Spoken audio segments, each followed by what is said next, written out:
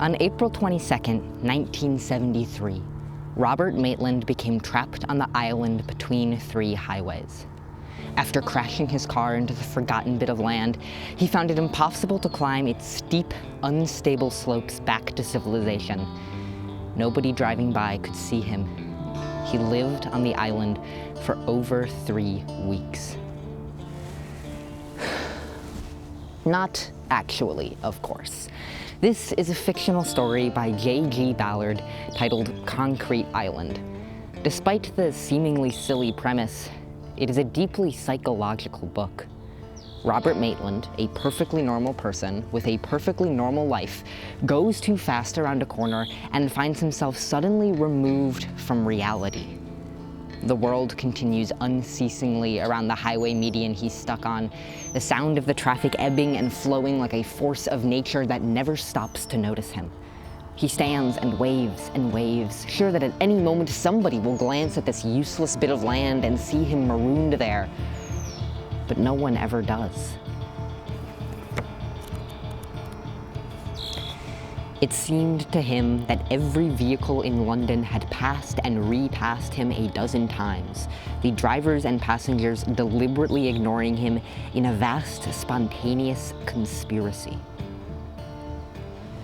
The traffic median, and by extension him, have been forgotten by everyone, jettisoned from the flow of everyday life as easily as the passing drivers throw litter from their car windows.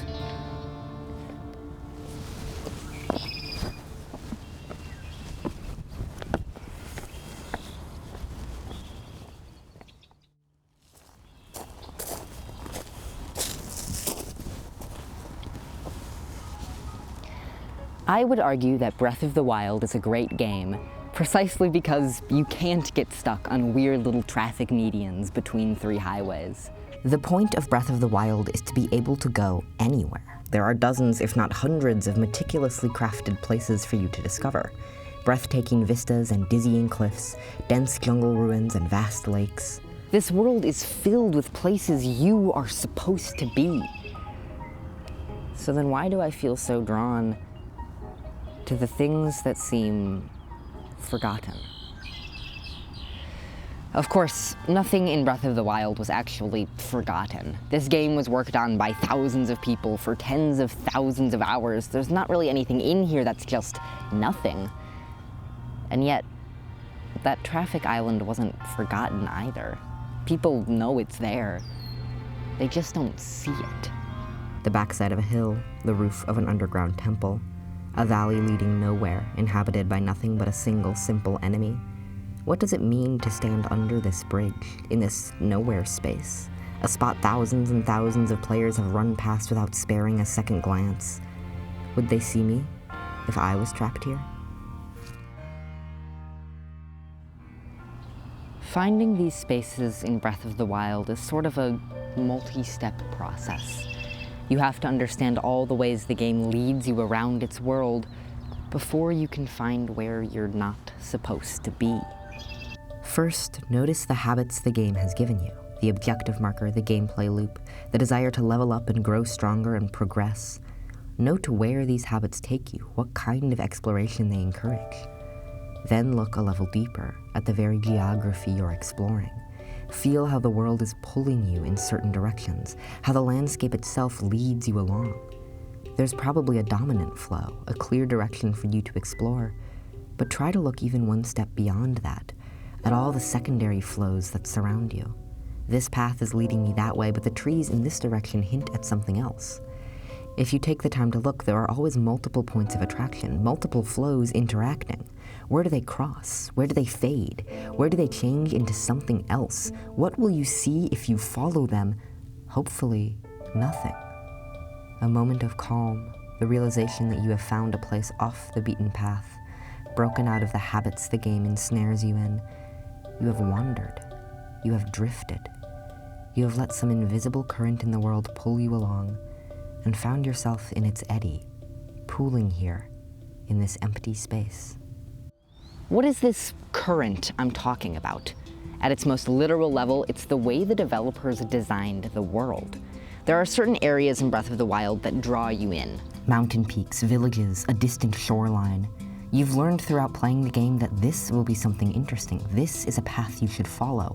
It'll be a side quest, or a shrine, or at the very least a Korok. And so you are drawn to it, and from there you can see the next thing, from which you can see the next. The world is consistently pulling you forward, its overwhelming energy pointed toward wherever you need to go to progress. Through this constant reinforcement, Breath of the Wild is teaching you to sense its flows, to trust this invisible current, to notice the way the trees part just so to create the illusion of a path, the gentle sloping lead of the terrain up or down or sideways, the carefully curated sightlines you get from any high ground. The developers have spent thousands of hours getting this world to pull you places. But, as I said, I'm not so interested in where the current wants me to go, where the developers are carefully guiding me. I want to see where it escapes, where it tumbles over rocks and turns back on itself, where it becomes nonsensical, where it makes these forgotten places. The developers have constructed an endlessly enticing world, pulling and pulling at my feet, but I make the conscious decision to follow the secondary currents, the ones under layers and layers of stronger flows, the ones sure to lead me somewhere weird. And as much as I might be hoping for a Korok on every random ledge, it doesn't change the fact that once I'm there, once I've stumbled out of the main current even a little bit, found an area of calm, I feel like lingering. That's kind of nice, isn't it? To take a step outside of reality, to, for a moment, let the world forget about you. Although Maitland continues to hope for escape from his highway prison, it becomes clearer and clearer that he won't leave anytime soon. He realized, above all, that the assumption he had made repeatedly since his arrival on the island, that sooner or later his crashed car would be noticed by a passing driver or policeman, and that rescue would come as inevitably as if he had crashed into the central reservation of a suburban dual carriageway, was completely false. Part of that whole system of comfortable expectations he had carried with him.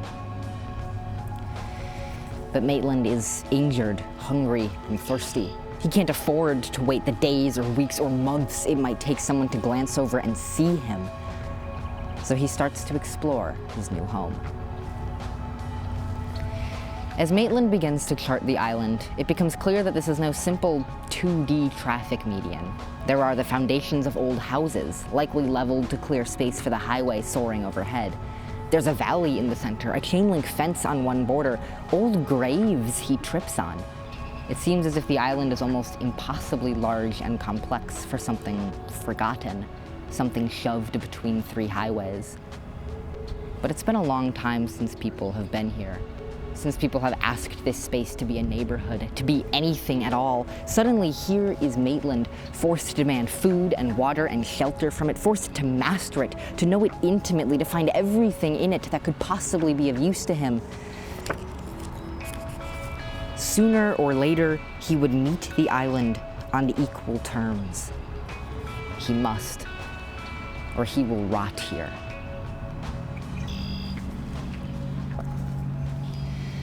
Hitman is a game about knowing space. Okay, yes, it's also a game about landing super epic sniper headshots on the rich from halfway across the map, but consider what you need to do to get to that point. The Hitman games, or at least the latest trilogy, which are the ones I'm discussing, are organized around destinations, of which there are about 20 in the mainline story. You might be infiltrating a fashion show in Paris, or sneaking around a racetrack in Miami, or attending a party for the elite held at an island castle in the North Atlantic. But what really sets the locations in Hitman apart from other games is just how big and complicated they are. It can take minutes to run from one side of the map to the other, and many have 5 or more vertical floors within them as well. Most levels have upwards of 200 unique NPCs with their own routes and dialogue. Some maps have closer to 300, and that's without even counting all the fake NPCs in the crowds. These levels are enormous and almost unbelievably complex, often completely overwhelming on the first few times you play them. But that's the thing, the first few times. To get better at Hitman, you don't level up your character. In fact, as far as I can tell, the leveling system in the game exists only to make satisfying noises. There's no health upgrades or power-ups or anything like that. You do unlock new gear you can bring into the levels, and new places in the level you can start, but all of this is a garnish. Bringing a sniper rifle instead of poison won't necessarily make your job any easier. It'll just force you to play differently, to use the space differently. So then how do you get better at Hitman? By learning the space. Levels in Hitman rely on real-world logic that lets you get a sense for how to navigate even on your first playthrough. They're filled with tiny quirks of design that tip you off to how the space is meant to be used. The layouts make sense for a real place. At public events, there will be signs directing you. There's mostly intuitive divisions between public areas and ones that count as trespassing. The rooms connect logically, the paths around them and between them are intuitive. Items are placed in the levels in a similarly logical way. If you, like I did, find yourself in desperate need of a banana while exploring a new map, don't ask. All you need to do is find the restaurant you stumbled across earlier and break into their storage room. Of course there's a banana in there. Need a wrench? Try finding the tech guys. Need a key card? Go to the security room. Need a weapon? Go to the gang hideout. Even on a first playthrough, you can start seeing some of this logic in the map design, the subtle current that lets you navigate the area, shrinking this impossibly large space into something slightly more knowable. But the real beauty of Hitman comes in the replays. Because this is when you learn the level, come to know it as intimately as Maitland will come to know his concrete island. You discover multiple ways to infiltrate each building, shortcuts that let you skip difficult areas, useful items and disguises scattered across the map that you can use to reach your targets in new ways. And the NPCs become part of this landscape as well.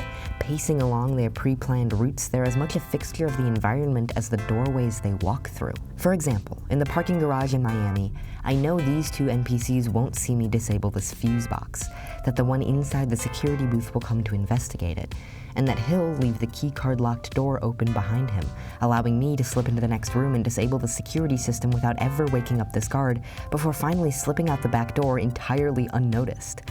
I know this area of the game, the people and rooms and objects that inhabit it, the interactions that arise from this space. Of course, you can't know everything. The maps are incredibly large, the interactions ridiculously complicated, and you always have to be ready to think on your feet when the guard who normally just stays at his computer walks past you dragging the body of the target you just killed. But really, getting better at Hitman is more about learning the space than improving your pistol aim or upgrading your gear. And as you become more familiar with each level, the possibilities the space holds almost start screaming at you to take advantage of them. Here's a fun example. If I understand the layout of Sapienza's church, how it connects to the underground sewers, the movement of the priests inside, I can sneak unnoticed to the top of the bell tower with a sniper rifle, giving me a perfect view of the target's mansion. Now, he never comes within range on his normal route, but if you shoot the kitchen bell, which perhaps you've used before while poisoning his food as a cook, he'll hear it and come to eat lunch directly within your sights. Or, if you shoot the control panel on the side of his observatory, it'll open, prompting him to come look through the telescope, letting you snipe him right down the lens. And I'm sure there are other ways to get him in view here, or some weird angle on his normal route that I just didn't notice. You know what? I bet you can even reach the other target from here. If you eavesdrop on a conversation between these NPCs, they'll tell you about a private detective she hired, and if you track him down and wake him up, he'll schedule a meeting with her on the docks, and her path from the mansion to the docks should take her directly within your sights. Look, I only just thought of that strategy while I was writing this part of the script, but I can picture the space so clearly in my head that I'm absolutely certain I'm showing you footage right now of it working. This is what learning the space in Hitman does. Everything in every level becomes something to use, a piece of knowledge to inform some grander plan. The placement of towers, the rotations of guards, the locations of items, each of these come together in your head to present you with new ways to approach the target every time you play. And I do mean every. I've watched live streams from people who've played hundreds of hours of Hitman, and in almost every level they load up, there is something they haven't noticed before. A weird NPC path, a hidden item, a room they've never been in, some new possibility that has only just opened up to them. Everything in this game is nothing but a promise of what you could do with it. All of the fascinating scenarios that could arise from its interactions with everything else. In Hitman, you learn the space, and then you let it guide you, show you what you can do with it, reveal all of the thousands of opportunities hidden within its convoluted tangles. And maybe the most interesting thing about the levels in Hitman is that the spaces you're learning are still aggressively normal, still laced with the logic of our reality. I mentioned earlier how signs guide you around public areas, how items are placed where people would use them. There are restaurants and bathrooms, picket fences and welcome desks, break rooms and alleyways. There are hundreds of normal people moving through these worlds that feel like they could exist, could be interacted with in a normal way. You could check into your hotel room and sit looking out at the rainforest, just like every other tourist here. But in Hitman, you are looking at these normal spaces from a vastly different perspective. The letter opener left on your desk is a deadly weapon, the telephone a way to summon someone who will bring you the perfect disguise. In Hitman, these everyday places are given a wildly different context, prompting you to interact with and see the world in ways you normally wouldn't, to break out of the habits of everyday life and see possibility, to see play, when you would normally just see your routine.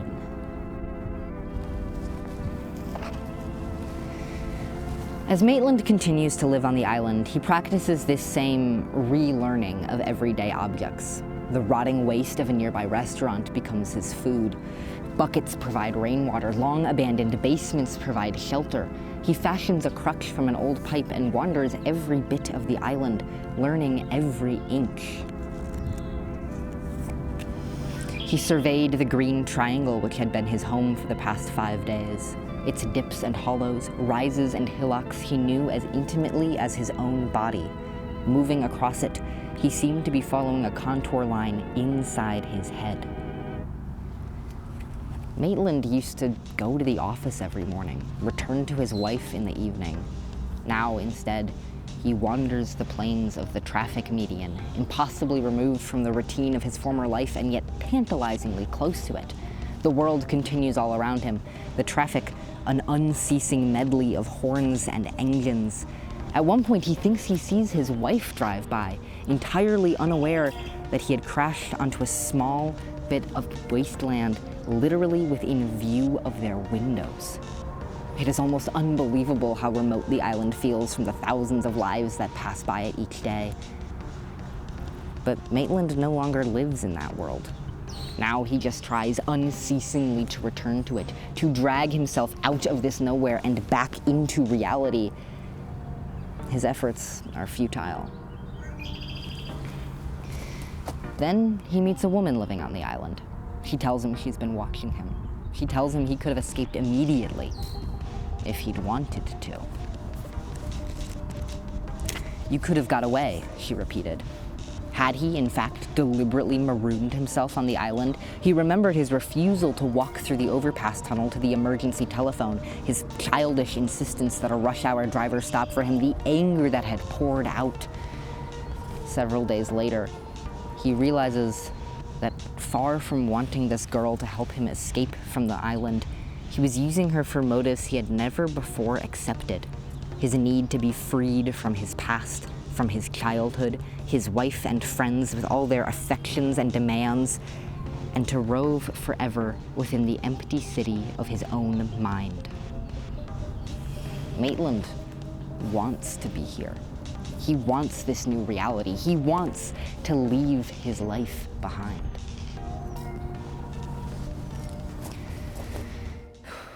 That's exactly what Henry, the protagonist of the video game Firewatch, does. He signs up to spend a summer in Shoshone National Park, cut off from all of civilization, every routine and habit that would normally fill his time. He has to hike 2 days to his lookout tower. He's as unreachable as Maitland, perhaps more so. When he finally picks up the radio to talk to the only other person out here, the first thing she asks him is, "So what's wrong with you?" Excuse me? "People take this job to get away from something. So what's wrong?" He's running, just like Maitland is. It's his wife, Julia. She's sick. She's sick, and I shouldn't be here, but I am. I I'm sorry, Henry. She has early onset dementia. In the opening of the game, which plays sort of like a text-based choose-your-own-adventure, you watch Henry and Julia realize this. You watch her deteriorate over time. You see how much it hurts them both. There's a point where you can choose whether to put Julia in a full-time care facility or take care of her yourself. No matter what you choose, you will fail. You will drink more and see her less, and try to forget the way that she does so easily. Henry, you will always end up here, in this forest, still running. It's all you know how to do. Firewatch is not really about Julia. It is instead about her absence, about the absence of everything every day. Henry has left behind his job and wife and the day's busy schedule for the isolation of the forest, a forced deceleration for both him and you. Firewatch, as I've talked about before, is not a fast game. It denies you the quick running, jumping, sliding mechanics you expect in favor of a deliberately slow pace. You are forced not to attack and react, but rather to watch and listen to the game's environment. As game theorist Bo Ruberg writes in their book in a chapter titled Speed Runs, Slow Strolls, and the Politics of Walking, walking simulators like Firewatch purposefully use their slow pace to stall the business of the dominant. By moving slowly, by lingering longer than game chrononormativity deems correct, the player characters in these video games stall time and space. They take pleasure in tarrying as I pass gradually from area to area, often stopping to observe, refusing to rush through a game world or play according to a traditional tempo. Henry has removed himself from the habits of his everyday life, perhaps about as far as he could. The game is asking you to do the same. Heck, you could be playing Fortnite right now, diving in and out of a 30-second gameplay loop, landing satisfying headshots in fast-paced battles, earning quadruple-digit XP. Okay, I don't know how Fortnite works. Is there an XP system? There has to be an XP system. The point is, you could be doing something, making numbers go up, something productive, something fitting the frantic pace of our daily life. And here you are, walking in a virtual forest. By playing this game, have you not also chosen to escape modern life? Allowing the rustling leaves of a forest to fill your ears, letting the trails tempt you this way and that, sitting at the shore of the lake just for the sake of it. It's freeing. Well, in the meantime, you are here, and it's beautiful, and escaping isn't always something bad. Firewatch is divided into days. You'll be walking around, talking on the radio, when the conversation will peter out, leaving you in silence. The end of a scene. There are a few seconds to look at the trees, the sunset, the path in front of you, before the game abruptly cuts to a title card, yellow text on a black background, a day and a number. These jumps start off small, lulling you into thinking this is a game played day by day. Day 1, day 2, day 3. It feels rightfully slow. You might think that you will spend part of every day with Henry, that you will experience the slow passage of an entire summer with him. Then, abruptly, day 9. You have skipped over nearly a week of exploration and conversation and little moments that you have irreversibly missed. The leaps get bigger. Day 33, day 64. Before you know it, the summer in Shoshone, the long 3 months you've signed up for, the escape you've been promised, is slipping through your fingers. Weeks pass between gameplay scenes, time jumping ahead faster than you can adjust. The languid pace is still present during gameplay, but always suddenly interrupted by the skipping of days, weeks. The end is far away, but suddenly feels so close when each jump could be your last. The threat of returning to your life, both for Henry and for you, looms in the distance, every skip reminding you just how close it is. That this beautiful absence of time will end, that he will have to face his wife, that you will have to face your responsibilities, that at the end of this game lies not a life-changing realization, but rather the exact same life you just left. The world inevitably speeds up again. Escape is never permanent.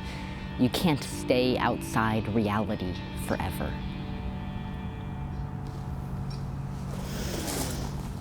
We've built up to this point that the 3 games I've discussed each express a different facet of exploration, something outside of the everyday that we fall into so easily. Breath of the Wild allows us to feel the invisible currents of the world. Hitman recontextualizes normal spaces and opens entirely new possibilities. Firewatch explicitly uses its exploration as an escape for both Henry and the player. But what really connects them, beyond the book I've been using as a transition piece? Well, to answer that, we have to go back to Paris in the 1960s. We have to meet Guy Debord. Debord, and yes, I'm pronouncing it Debord instead of Debord because saying Debord in the middle of an English sentence sounds silly, was one of the founders of Situationist International, a group of theorists, artists, and intellectuals that believed the spectacle of everyday life, the endless fire hose of content everyone was subject to every day, the media and pictures and newspapers and movies, was turning people into thoughtless consumers, giving them a life without life, an empty existence. In order to combat the spectacle, the Situationists created situations, deliberately constructed strange and off-putting moments meant to liberate everyday life and allow people to authentically live. There is a lot more we could get into about situationist theory, and this is a gross oversimplification that ignores basically all the Marxism and political theory involved. But these are the things that are important for our discussion. That there is a spectacle in everyday life that makes people empty shells, and there are situations that make people live. What are these situations? Well, normally they involve subverting some assumption we make about everyday life. As an example, Debord gave a talk at a conference in 1961 titled Perspectives for Conscious Alterations in Everyday Life. Except he didn't give a talk. It was a tape recording of a talk, played to a live audience. He said, "These words are being communicated by way of a tape recorder to seize the simplest opportunity to break with the appearance of pseudo-collaboration, of artificial dialogue, established between the lecturer in person and his spectator. This slight discomforting break with accustomed routine could serve to bring directly into the field of questioning of everyday life the conference itself, as well as any number of other forms of using time or objects, forms that are considered normal and not even noticed, and which ultimately condition us. With such a detail, as with everyday life as a whole, alteration is always the necessary and sufficient condition for experimentally bringing into clear view the object of our study, an object which is itself less to be studied than to be altered." Essentially what Debord is saying here is that by subverting an assumption the conference goers don't even realize they have, the assumption that a talk is collaborative, that the audience members can contribute to the discussion, he is making visible all of the other unnoticed assumptions and habits that underlie our everyday lives, getting us to question them. If this assumption was wrong, how many others are too? Why are you sitting the way that you're sitting? Why are you wearing what you're wearing? Why do you eat 3 meals a day? And why do you eat them at those times? Are any of these things actually fixed, actually normal or natural? Or are they all just a byproduct of everyone agreeing on them, of the spectacle pushing them onto us? If Debord can shatter an assumption with nothing more than a tape player, nothing more than his absence, how easily would the others break? This is exactly what Firewatch is trying to get us to question through its slow pace. It wants us to feel something different than the seemingly inescapable freneticness of everyday life, emails and meetings and due dates, replaced with meandering paths and slow sunsets. The spectacle replaced by the situation. By creating the absence of everyday life, through a literal escape to the woods for Henry, through a different, deliberately slow mode of play for you, Firewatch is allowing us to reimagine our daily experience of time, to realize that the way we live it now is not the only way. To think of the world in Firewatch's terms is not to see wastes of time in its languid moments, but rather to see something that's beautiful because of the time it demands. It's valuable because it's not normal, because it's a constructed situation, because it demands that you experience life again. You couldn't see this, feel this, if Firewatch was as fast as every other game, if it just told you to slow down and think in some dialogue while Henry parkoured off trees or something. Instead, by being a video game, and by being a deliberately slow video game, a walking simulator, a constructor of situations, Firewatch makes you experience this change, makes you feel firsthand the subversion of our assumptions. Alteration is always the necessary and sufficient condition for experimentally bringing into clear view the object of our study. A method of creating situations that Debord continually returns to is through how we experience space. In Introduction to a Critique of Urban Geography, he advocates for creating wanderings that express complete insubordination to habitual influences. I want you to think about where you go on a daily basis. Like, actually stop and think about it. Pause the video if you need to, because how many places do you actually go? To work? To lunch? Back home? Do you take the same route there and back every day? If you were to map everywhere you go in a week, would it really be just a few points, a couple well-trod paths? How rare is it that you see a part of the city you haven't seen before? How often do you allow yourself to recognize not where you should go, but all of the ways you could go, the thousands of untaken paths you cross every day? Debord says that for him, it's difficult for any painting to rival in beauty the Paris metro maps. I'm not talking, of course, about mere physical beauty, but simply about the particularly moving presentation of a sum of possibilities. Look at all of these places you could go, all of these places you've never been, the unknown that permeates every corner of this map. What lies one station past your usual stop, down that line you've never ridden, by that landmark you've never seen? The metro map presents you with all the tools you need, every opportunity you could take. It is up to you to use them in unexpected ways. In reframing the context of how we interact with the environment, the Hitman games are doing exactly the same thing. Ordinary objects and locations suddenly hold possibilities normally unseen. A tool becomes a weapon, a backdoor a weakness, a vista a sightline. This is a presentation of a sum of possibilities as much as the Paris metro map is. Each level, in fact, is nothing more than that. Possibilities on top of possibilities, constantly encouraging you to wander new paths, to not fall into repetitive habits, to not have an everyday. The joy in Hitman lies in finding a new method every time, in watching the world fit together in a different way than you're used to, in noticing something and laughing long and deep at the euphoric realization of all the ways you could use it. This is a way of interacting with the world that explicitly shoves you out of your habits, out of your repetitive comforts, into a joyously and continuously new experience. But even before looking at a metro map, sensing the sum of possibilities spread out before you, Debord argues for letting yourself be guided simply by the psychogeography of the space.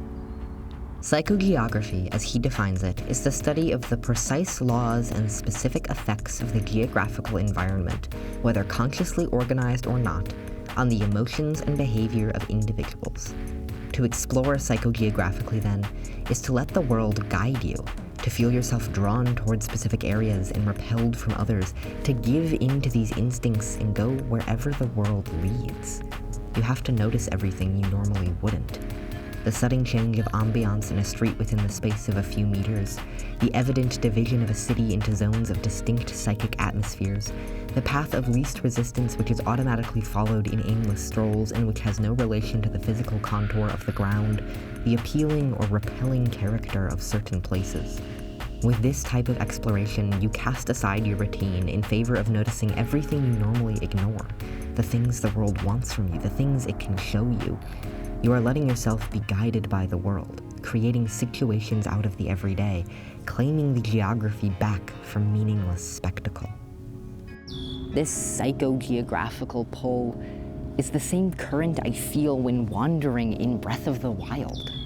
It guides me to quests and shrines and villages, eddies in circular flows in forgotten places, pulls me along ever deeper into the world. In fact, I think Breath of the Wild is designed to encourage exactly this kind of exploration, this sensing of the environment. Every valley and mountain, hill and lake and forest are designed to guide you somewhere, to them or past them, through them or around them. You constantly find yourself tempted off the path, not by the promise of treasure or XP, but by the simple fact that you can see something you want to go explore.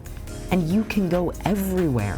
What could possibly be at the end of that valley, up the side of that mountain, over that hill? Go find out.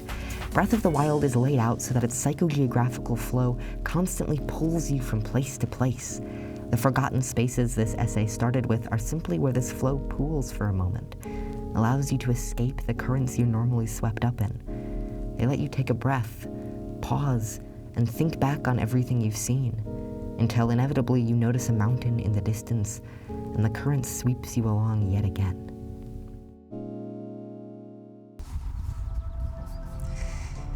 And so we return to the beginning, to the concrete island. Maitland has, here, found perhaps the most complete subversion of the everyday he could. Every assumption he has made about daily life is immediately and irreversibly broken. The systems meant to keep him in the everyday, in the spectacle, have failed. No one is coming to find him. He has escaped much more thoroughly than Henry did in Firewatch, a not even conscious urge for freedom propelling him over the edge of the highway and erasing him from his previous existence. He now approaches the world in a way even more alien than you do in Hitman, the island and his survival becoming all he knows, his only way of interacting with existence. And he becomes guided, above all, by the island's psychogeographical flows, coming to know every inch of it as thoroughly as his own body, the tall grass shifting this way and that, making the current explicitly visible. The grass lashed at his feet, as if angry that Maitland still wished to leave its green embrace. Laughing at the grass, Maitland patted it reassuringly with his free hand as he hobbled along, stroking the seething stems that caressed his waist. Almost carried by the grass, Maitland climbed onto the roof of an abandoned air raid shelter. Resting here, he inspected the island more carefully. More and more, the island was becoming an exact model of his head. His movement across this forgotten terrain was a journey not merely through the island's past, but through his own. The island is perhaps the pinnacle of psychogeography, a piece of land with currents so strong that it can reflect Maitland's own mind back at him, show him every false assumption he has ever made, force him to realize the world is not necessarily what we agree it is. The situation of the island shows the fragility of the spectacle. It promises another way, a wander off the beaten path, an escape into something radically new. The end of the book even implies that Maitland may never leave the island, that this is all he needs for the rest of his life. Maybe this traffic median is a perpetual situation, a permanent escape from the spectacle, a life truly lived. Well, I can't say I'm really willing to move to a traffic island to escape the spectacle. As much as I hate emails, surely there must be an easier way. Something I could do now, a situation I could create myself, a way to leave behind the spectacle, if just for a moment.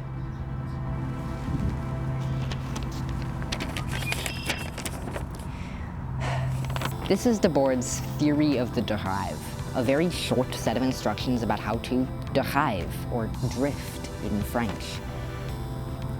I'm just going to read some of it.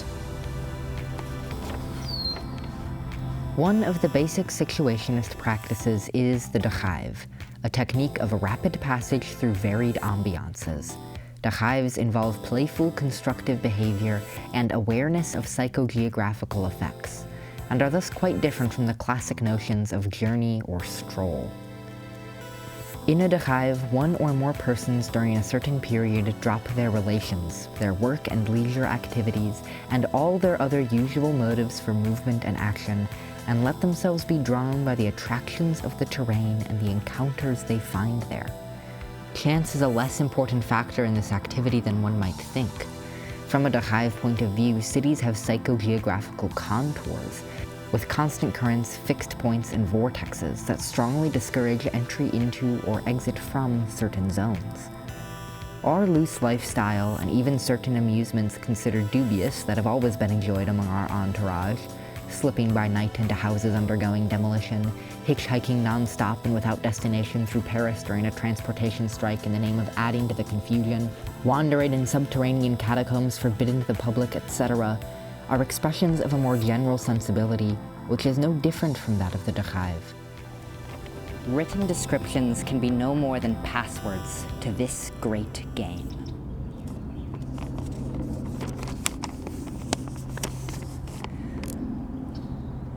Come with me. We're taking a dérive.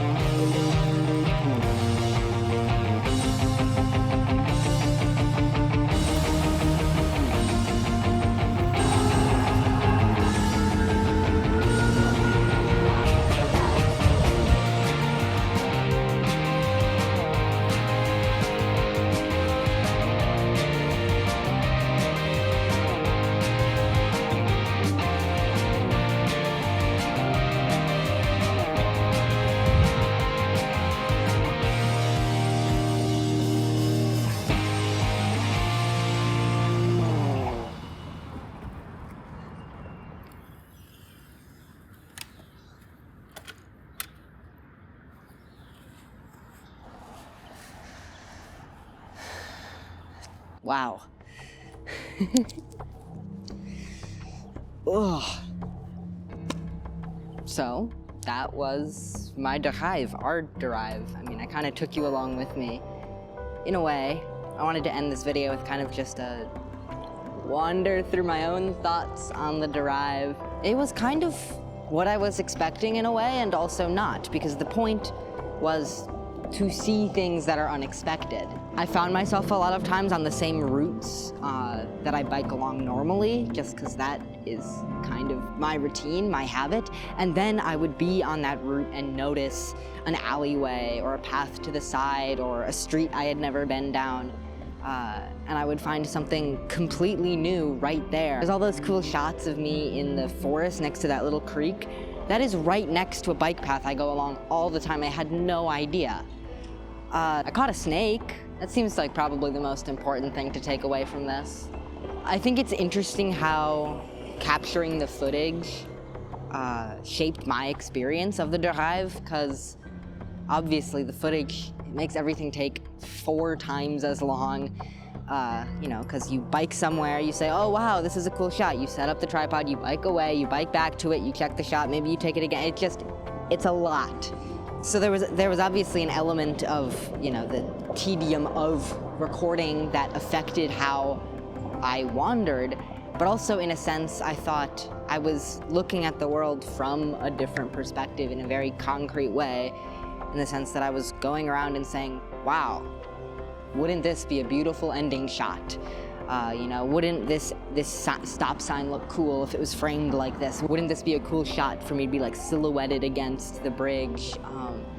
So I was really looking at all of these places that I've been frequently with a very different eye, an eye for how the shot composition might turn out. I just think that was so super cool, and I think I'm really proud of a lot of the shots that I got, and I hope that everything kind of feels a little random, a little around. I want you to feel like you're going all of these random, forgotten places with me. But I had so much fun finding all these things that we have kind of agreed upon uses for, and being able to kind of use them in a different way, see them in a different way, maybe subvert them, maybe not, but just kind of be able to subtly shift the way that I see these cities, the Twin Cities. If you couldn't tell, this was filmed in Minneapolis and Saint Paul. Today is actually my last day here in the Twin Cities. I'll come back in the fall for college, but I go home for the summer literally tomorrow, so I sure hope I got all the footage. Doing this exercise has made me even more excited to explore these beautiful places when I come back. What this day did, almost more than anything else, is make me realize how much I love these cities and how much I don't know about them. Even when I feel like I know them so well and I've lived here so long and I've seen so much of the city, there's endless things for me to see. There's this alleyway, and there's that path, and there's everything that I've never noticed before.